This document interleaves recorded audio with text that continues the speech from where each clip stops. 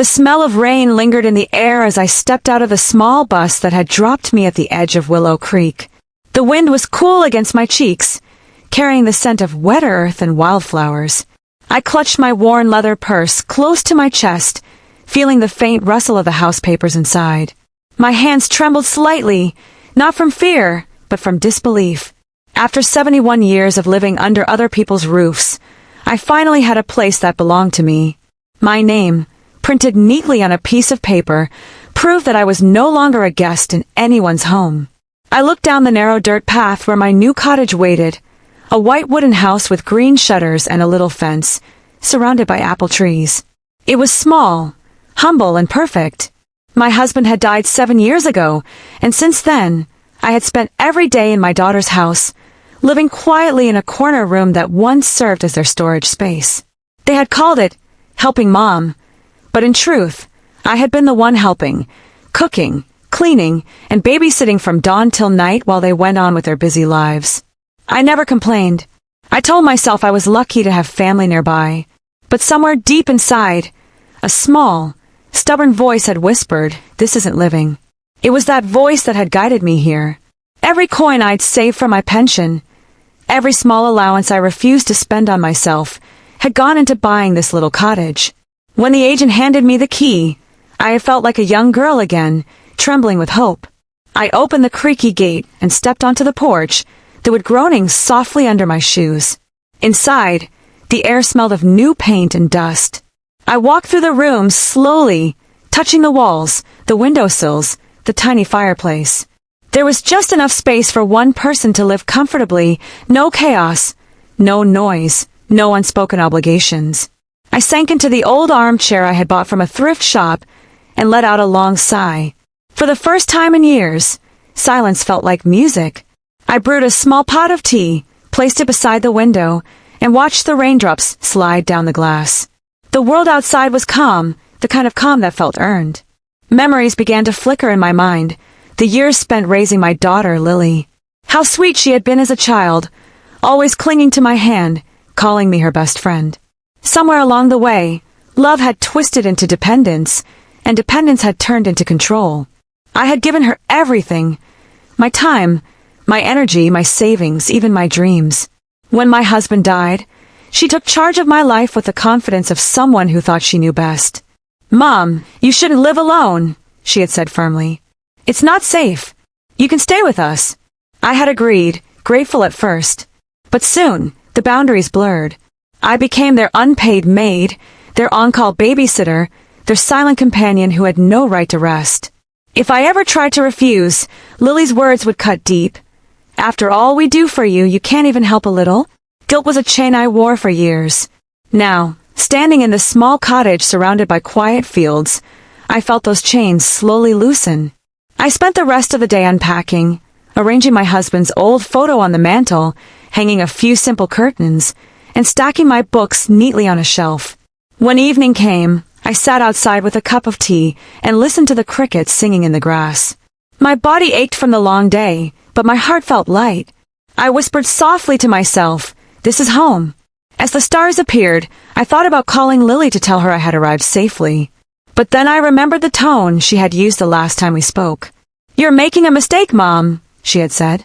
"You can't take care of yourself anymore. What if you fall? What if something happens?" I had wanted to say that something already had happened, that I had fallen long ago into a life that wasn't mine. But I stayed quiet. Tonight, though, I wanted no arguments, no guilt. I wanted peace. The phone rang suddenly, breaking the silence. I hesitated before answering. It was Lily. "Mom. Finally I reached you. Are you settled in?" Her voice was bright, but carried a familiar sharpness. "Yes, dear," I said softly. "It's lovely here. Peaceful." There was a short pause. "That's great," she said. "Listen, I have some news. We're all coming to visit this weekend. Tom's parents, his sister, the kids, everyone.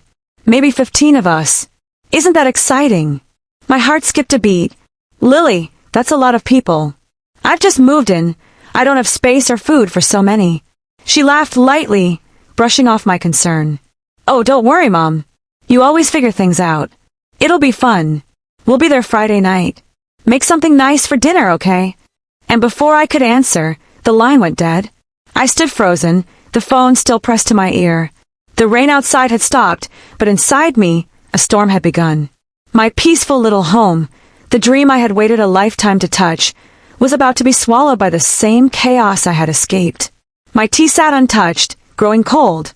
The quiet that had felt like freedom just minutes ago now felt heavy, like a warning. I looked around the small room, at the armchair, the kettle, the half-packed boxes, and for the first time since arriving I felt afraid. The next morning, sunlight spilled across the small wooden floor, golden and warm, but I felt no comfort in it.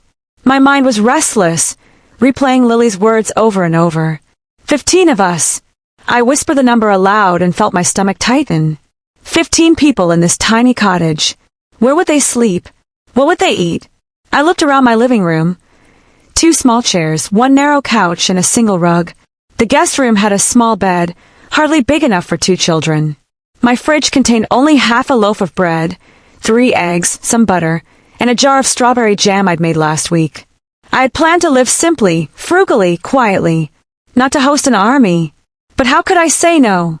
My whole life had been a long series of yes, even when I wanted to scream no. I sat at the table with my cup of weak tea, staring at the faded photograph of Lily as a child. She was 6 years old, holding a yellow balloon, her smile bright and innocent. My throat tightened. Where had that little girl gone, the one who used to draw me pictures and whisper, "You're the best mommy in the world"? Somewhere along the way, that love had turned into entitlement, and I had let it happen. I had raised her to believe that I would always be there to clean up her messes, that my time, my space, even my money were hers by default. I never taught her the meaning of boundaries, because in my generation, mothers didn't have them. We gave and gave until there was nothing left to give, and still felt guilty for wanting rest. By noon, I had made a list. Bread, rice, beans, pasta, eggs, milk, chicken, all the essentials I could think of. I opened my purse and counted my money. $270. That was all I had left for the month. Still, I put on my coat and locked the front door behind me. The drive into town was short, but my thoughts were loud. What if they stayed for days? What if they broke things or complained? What if Lily decided to invite even more people? The thought made my chest ache. But even as fear pressed down on me, another voice whispered quietly inside, "You can stop this." I ignored it. Years of habit don't vanish overnight. At the grocery store, I moved through the aisles like a ghost. The cashier, a kind middle-aged woman named Sandra, smiled as she scanned my items. "Stocking up for a party?" she asked cheerfully. I forced a smile. Something like that. When she told me the total, $194.20, my heart sank.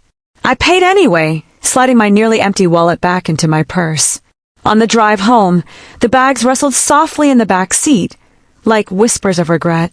I should have said no. I should have told Lily that my house wasn't for crowds, that I was too old to cook for 15 people. But deep down, I already knew why I hadn't. Guilt. It was always guilt, that invisible thread tying me to my daughter's demands. When I reached home, the afternoon sky was already darkening with clouds. I unpacked the groceries and started cooking simple meals that could stretch. Rice with beans, vegetable stew, a large pot of soup. As I chopped onions, tears blurred my vision, but I kept working. The sound of the knife against the cutting board was sharp, rhythmic, almost hypnotic. I told myself I was doing this out of love, not fear. But the truth was, love didn't feel like this. Love didn't make your chest ache or your hands shake. This was survival disguised as affection. By evening, I had cleaned every corner of the cottage, laid out extra blankets on the floor, and arranged towels in neat piles. The smell of cooking filled the rooms, rich and warm, though it did nothing to comfort me. I stepped outside to breathe. The garden I had dreamed of tending looked wild now, its flowers bending under the weight of the coming storm. The sky had turned a bruised shade of gray, the wind whistling softly through the trees. I wrapped my shawl tighter and whispered, "Please, Harold, give me strength." I didn't know whether I was talking to my late husband or to the air itself, but the plea came from somewhere deep. That night, sleep refused to come. I lay in bed listening to the rain tapping against the windows. My thoughts drifted back to all the times I had sacrificed without being asked. When Lily needed money for her first car, when she and Tom fought and I took care of the kids so she could think, when she asked for my jewelry, just for a while, and never returned it. Each memory felt like a pebble added to a growing pile of resentment I had never dared to acknowledge.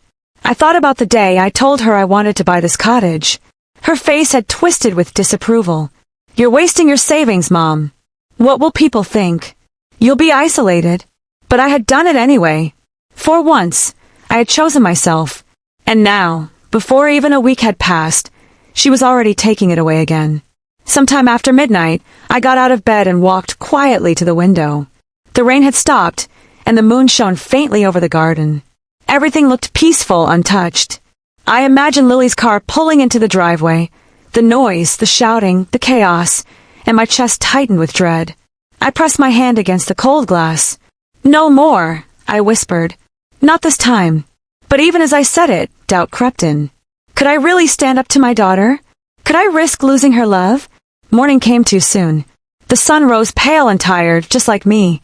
I forced myself to make breakfast, a small bowl of porridge and tea, and sat by the window again. A bird landed on the fence, chirping happily, free and unbothered. I smiled weakly. Freedom, I thought, isn't given, it's taken. I didn't know yet how, or when, but something inside me had begun to shift.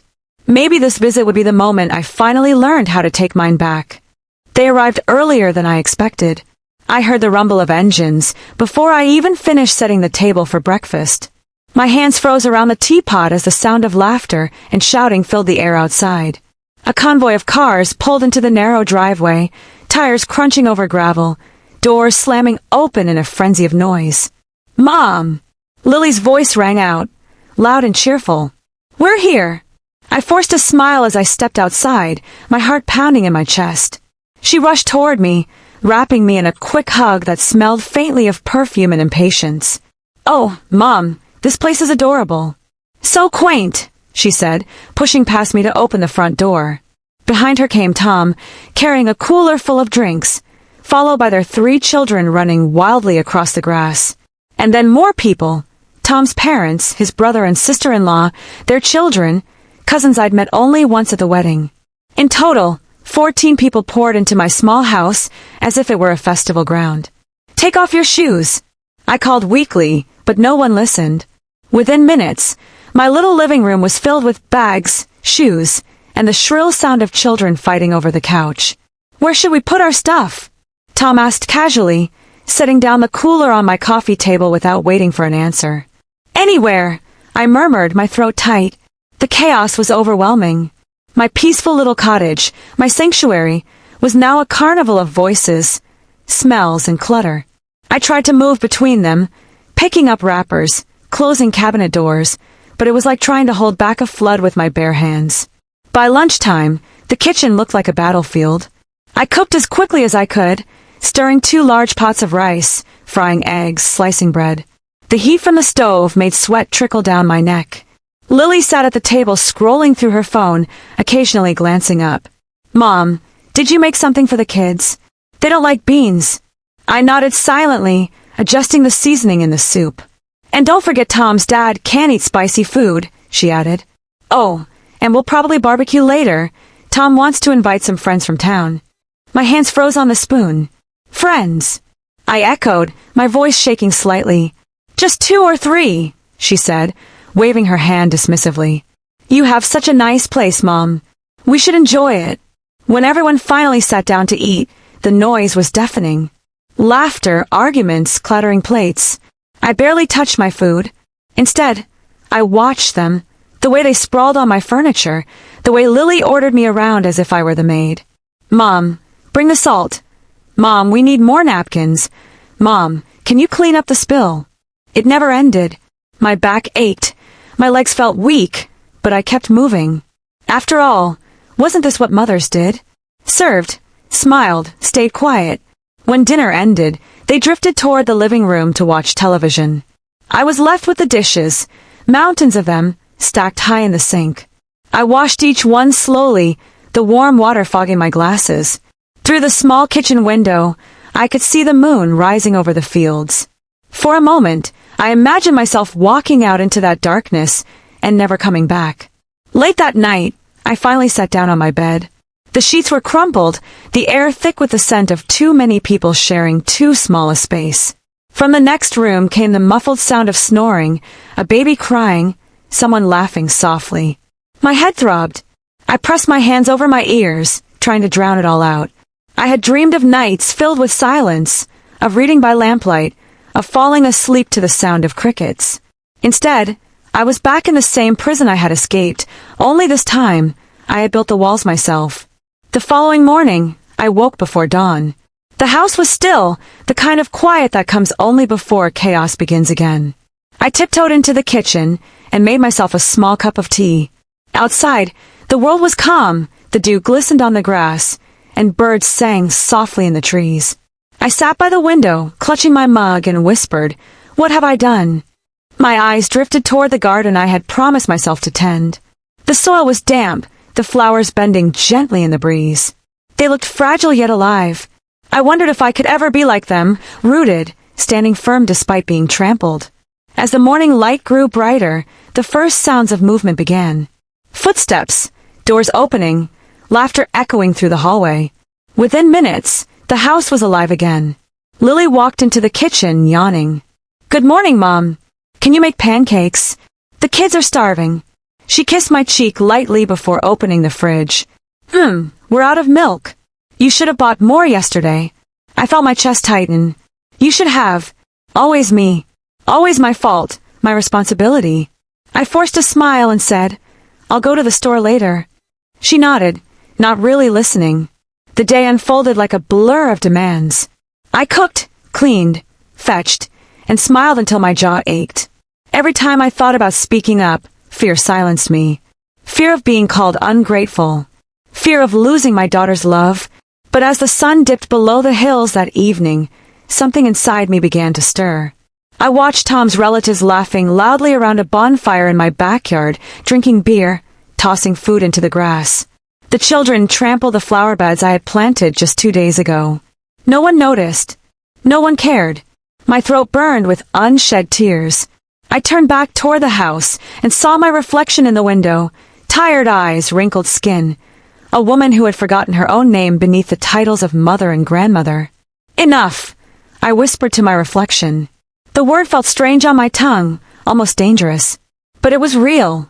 I didn't know what I would do yet, but I knew I couldn't keep living like this. The peace I had dreamed of was gone, but maybe, just maybe, I could still reclaim it, if only I found the courage to draw a line that should have been drawn years ago. The next morning began just like the last. Noise, laughter, chaos. But something inside me was different. I woke up before everyone else and stood by the window, watching the faint light of dawn touch the fields beyond my garden. My heart felt heavy yet strangely calm. I had spent a lifetime avoiding conflict, swallowing my words, and mistaking submission for love. But now, as I looked at the trampled flowers and the overflowing trash cans outside, I realized silence had only built a cage around me. My husband used to tell me, "You give too much, Mary. Someday, you'll have nothing left for yourself." I used to laugh at him. But today, standing in my own house that no longer felt like mine, I finally understood what he meant. By 7, the house was fully awake again. Tom's voice boomed from the living room as he gave orders for breakfast. "Lily, tell your mom to make coffee. And the kids want pancakes again." Lily appeared in the doorway, still in her robe, scrolling through her phone. "Mom, could you start breakfast?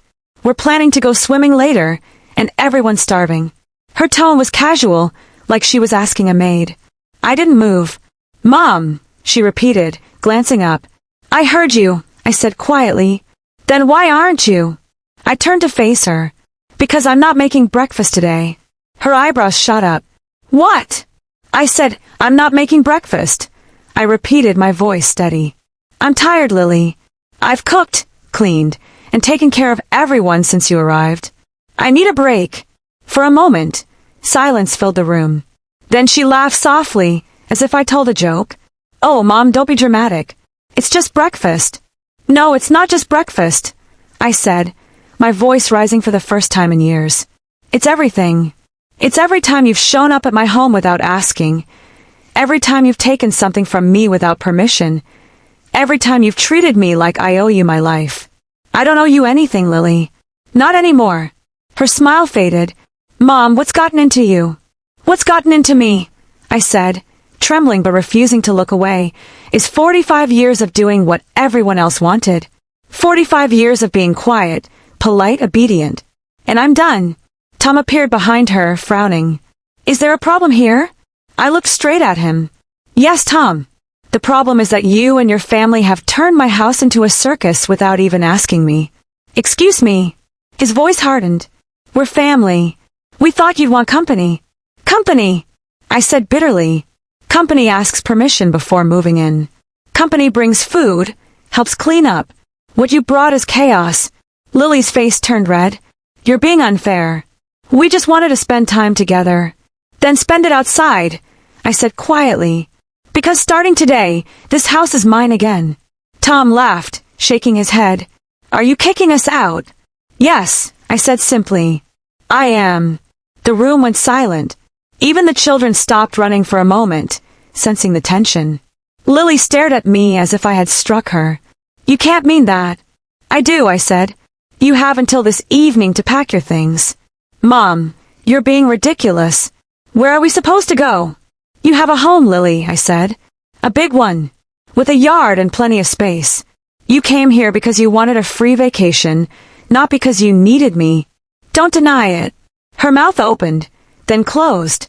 For the first time, she looked small, uncertain. Tom, on the other hand, crossed his arms and smirked. Fine, he said coldly. If that's how you feel, we'll leave. But don't expect us to visit again. Something in me broke free then. Not from sadness, but from relief. That's your choice, I said softly. I've spent my whole life trying to be loved by people who only loved what I could give them. I'm tired, Tom. I just want peace. He muttered something under his breath and turned away. Lily, still frozen, looked at me with wide eyes.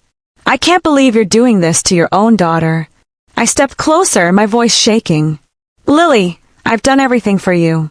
I raised you, supported you, gave you every part of myself until there was nothing left. But loving you doesn't mean letting you walk all over me. I bought this house to live, not to serve. She didn't reply. Her lips trembled, but no words came out. After a moment, she turned away, blinking back tears. Fine, she whispered. We'll leave. By afternoon, the packing began. The house buzzed with quiet resentment instead of laughter. Suitcases rolled across the floor. Doors slammed, children cried. I stayed in the garden, pulling out weeds that had sprouted between the flowers. My hands were dirty, my back ached, but I felt alive. Every pull of the soil was a small reclaiming of my life. I heard voices from inside, angry whispers, but I didn't go in. I didn't need to. When the cars finally left around sunset, the silence that followed was so profound it made my ears ring. I stood in the doorway, watching the dust rise from the driveway as they drove away. The air was golden, the sky painted with streaks of orange and pink. I didn't cry. I thought I would, but I didn't. Instead, I breathed, deeply, freely, as if my lungs had been starved of air for years. The house was a mess. Dirty dishes, blankets on the floor, crumbs everywhere. But it was mine again. Every stain, every broken cup, every scratch on the table, all of it belonged to me. I lit a small candle on the windowsill and sat by the window, listening to the crickets sing. My hands were trembling, not from fear, but from something else. Strength. For the first time in my life, I had chosen myself. And though the silence around me was heavy, it was the kind of silence that promised healing, not loneliness. As the candle flickered, I whispered to the empty room, "Welcome home, Mary." That night, I didn't sleep much. Not because of sadness, but because of a strange, overwhelming calm that settled over the house. The silence felt pure again, not empty. I lay in bed with the window open, listening to the soft hum of the countryside. The cool breeze brushed my face, carrying the scent of rain-soaked soil. It felt like the house itself was breathing again, as if it too had been holding its breath for days. I got up and walked barefoot through each room, touching the walls, the tables, the chairs. They were all slightly scarred, a little worn, but so was I, and both of us had survived. In the kitchen, I made myself a simple breakfast. One boiled egg, a slice of bread, and tea. I ate slowly, savoring every bite like a small victory. 4 years, I had cooked meals for others, eaten last, cleaned up after everyone else. But this morning, I cooked only for me, and it was enough. I washed my plate, dried it, and placed it neatly back in the cupboard. Then I stepped outside into the garden. The flower beds were damaged, the soil uneven from where the children had played. Some flowers were crushed, their petals scattered across the ground. I knelt down, running my fingers over the earth. "Don't worry," I whispered softly. "We'll start again." I pulled out the weeds, watered the surviving plants, and began replanting the ones that had fallen. The morning sun warmed my shoulders as I worked.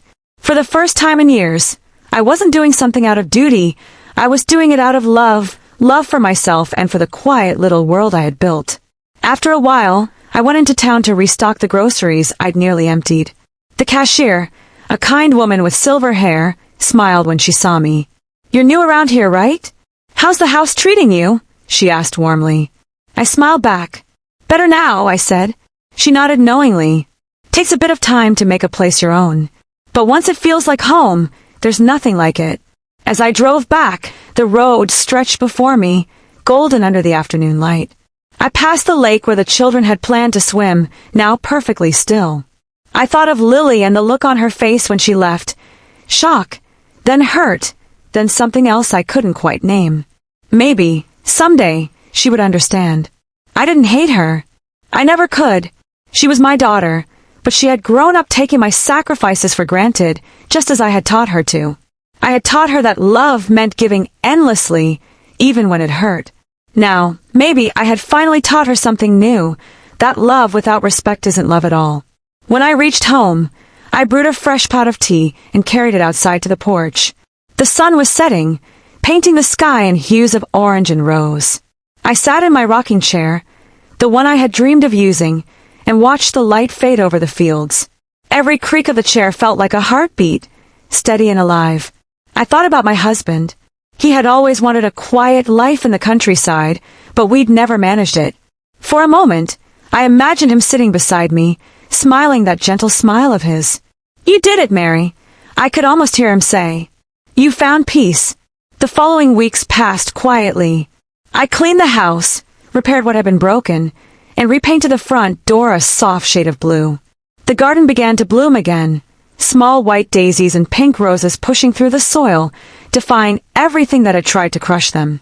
Every morning, I'd walk through the garden with my cup of tea, talking softly to the plants as if they were old friends. The loneliness that I had once feared turned out to be something else entirely, freedom.